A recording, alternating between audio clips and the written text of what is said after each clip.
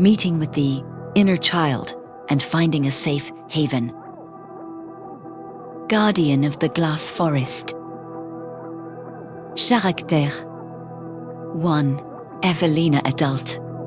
A successful architect who has forgotten how to feel.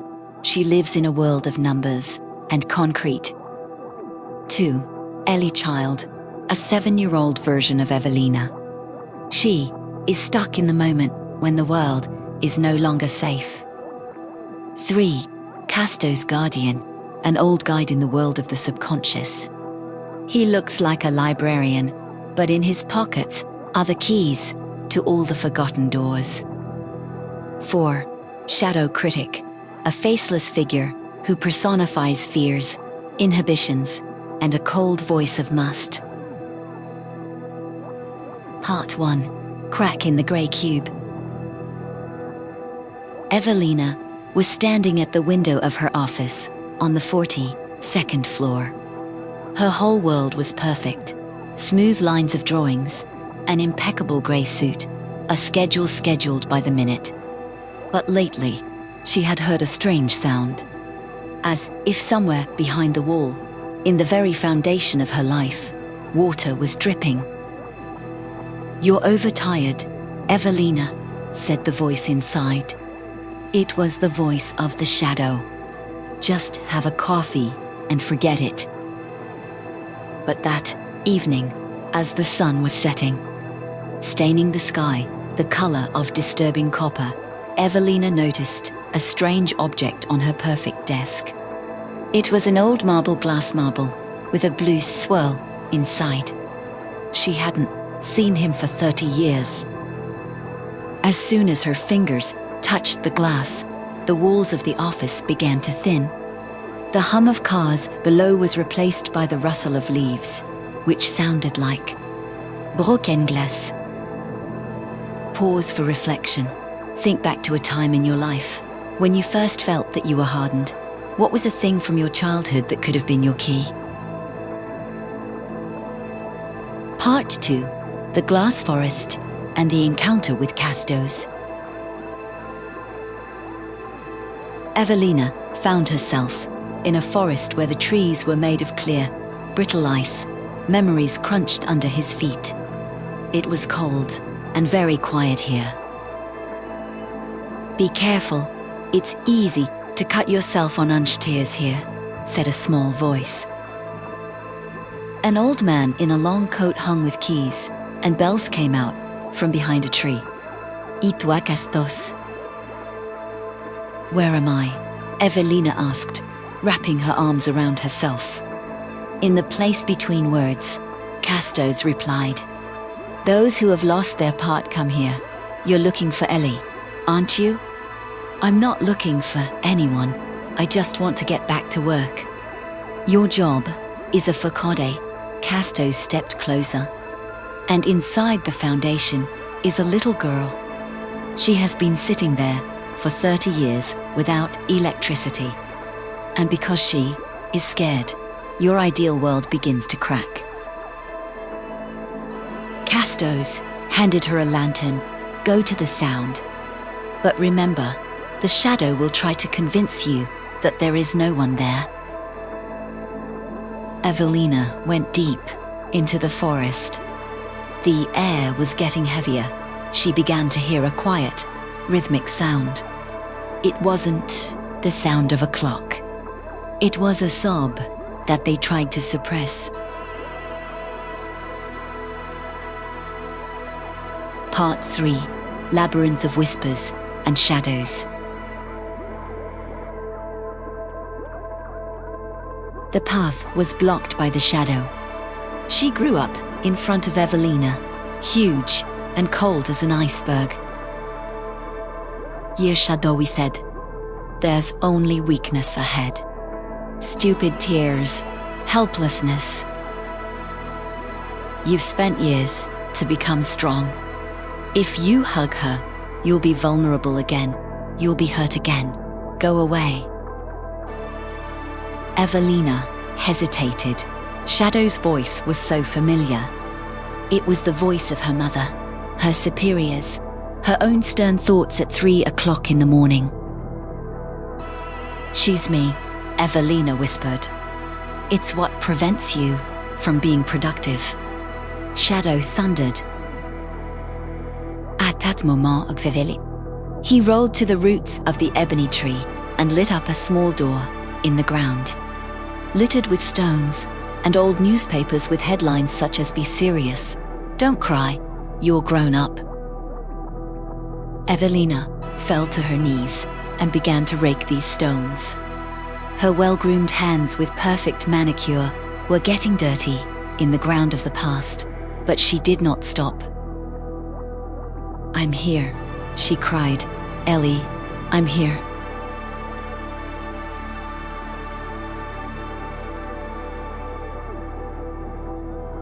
Part 4. Child Under the Table.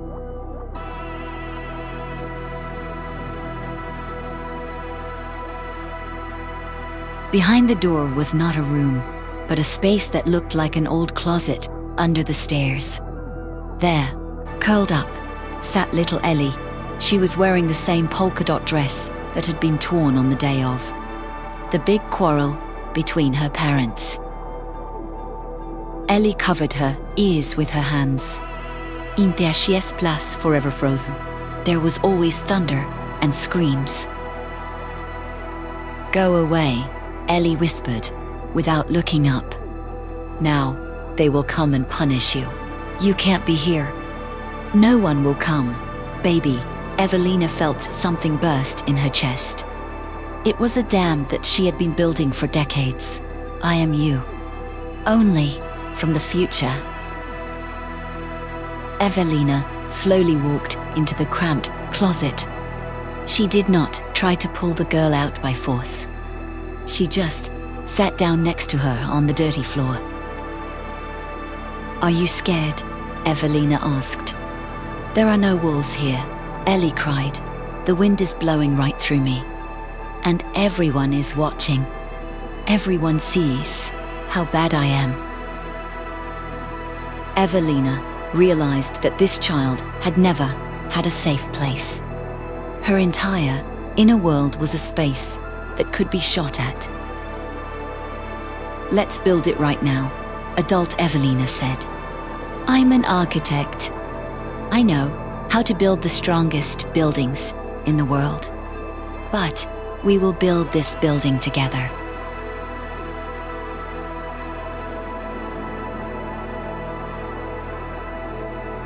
Part 5. Building the Vault.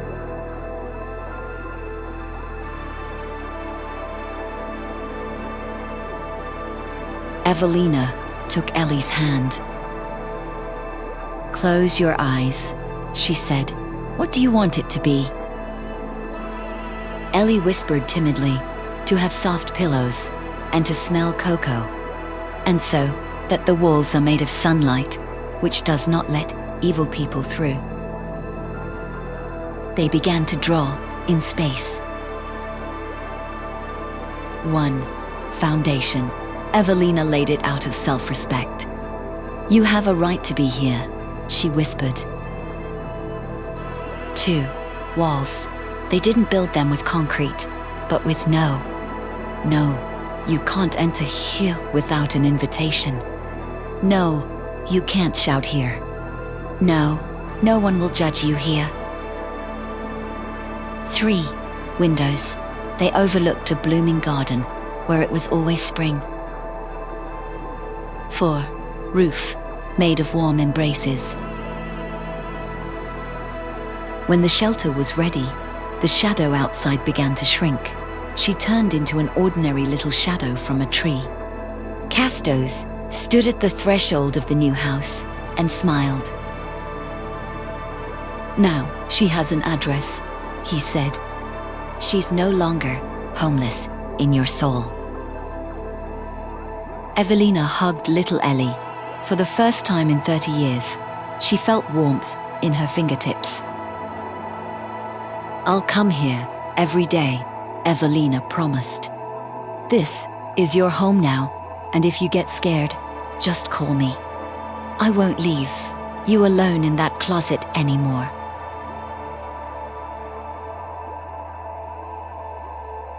Epilogue.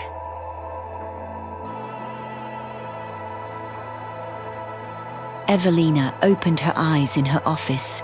It was too late. The city, outside the window, was shining with lights. She looked at her hands, they were trembling slightly.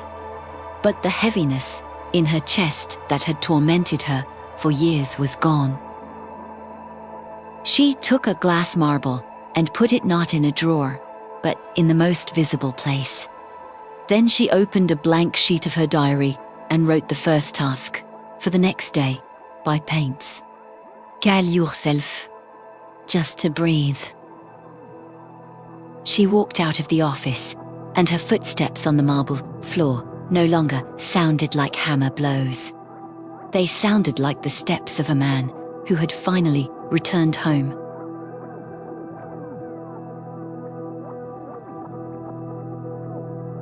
Practical task after the story.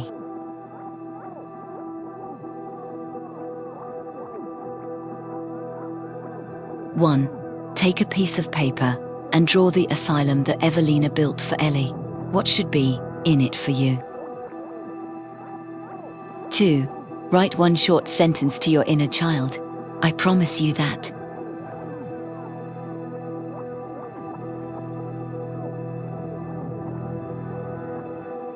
This fragment is an extended and deepened scene from part 3, where Evelyn encounters the shadow before entering the child's hideout.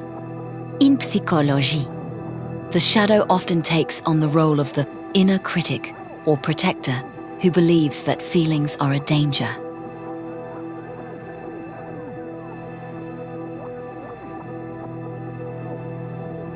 Dialogue on the threshold of the abyss.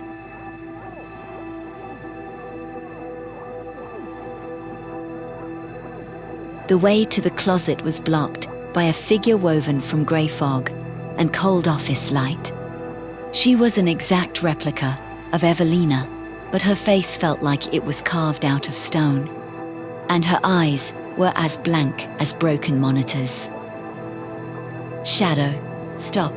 You're making a mistake we swore we'd never make again. Evelina stopped.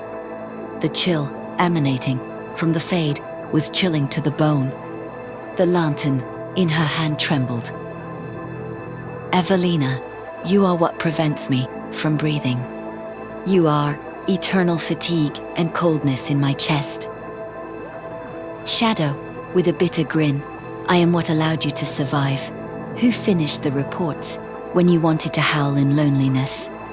Who taught you to keep your face when you were yelled at? Who turned your heart into a safe where no one can get in? And it was me. I am your armor, and you want to take it off for this. The shadow pointed to the door, behind which little Ellie was sobbing. Shadow, she's an open wound. She's weak, stupid, and illogical. She wants a love that doesn't exist, and a security that no one will give. If you let her into your life, you'll be the girl you wiped your feet on again. Do you want to feel all this again? Do you want to drown in this helplessness? Evelina, you're not protecting me. You're just keeping me in prison. Shadow breaking into a scream. Prison is the safest place in the world where there are no walls of glass. Look at you. You're the best architect in the city. You've got status, money, control. I've built this status out of the debris of your pain. I've made you forget about dolls and dreams so you can learn to count concrete and steel. If you agit that way, you will become un professionnel. You will become emotional. You'll become alive, and living people are easy to break. Evelina took a step forward, closing the distance. She looked into the empty eyes of her double. Evelina, tell me the truth. You're scared yourself, aren't you? The shadow paused for a moment. The fog around her wavered. Evelina, you're not a monster. You're the same soldier who stayed on duty when the war ended long ago. You're standing here, guarding the empty trenches. You're so afraid we're going to get hurt again that you forbade us to even breathe. But look at me. I'm an adult. I have powers that Ellie didn't have. I can protect her too, and you. Shadow quietly, with a tremor in his voice. You don't understand. The world has not changed. It is still the same sharp. Evelina, the world is sharp, but I'm no longer made of glass. I can withstand a blow. But I can't stand this cold anymore. You say you're my armor. But armor is supposed to protect life, not replace it. You're tired, aren't you? You're tired of hating every wrong thing we do. The shadow began to settle slowly, its contours becoming less sharp. Her voice turned into a whisper, no longer threatening, but endless sadness. Shadow, if I let you pass, what will become of me? Will I disappear? Evelina, no, you will cease to be my escort and become my intuition. You know better than anyone where danger lurks. Use it to warn me, not forbid me to live. You can leave your sword at the entrance. In this house, we are building for Ellie. There will also be a place for you. A place where you will not need to fight for our survival every second. The shadow lowered its head. The grey mist began to soak into the ground, revealing the real outlines of the figure. Now, it was not a terrible copy of Evelina, but just a tired, emaciated woman who had not slept for too long. Shadow, she's there, behind the door. She is not waiting for me. She's waiting for you. But promise me that if it hurts too much, you won't drive me away again. Evelina, I promise. We will learn to feel again, together.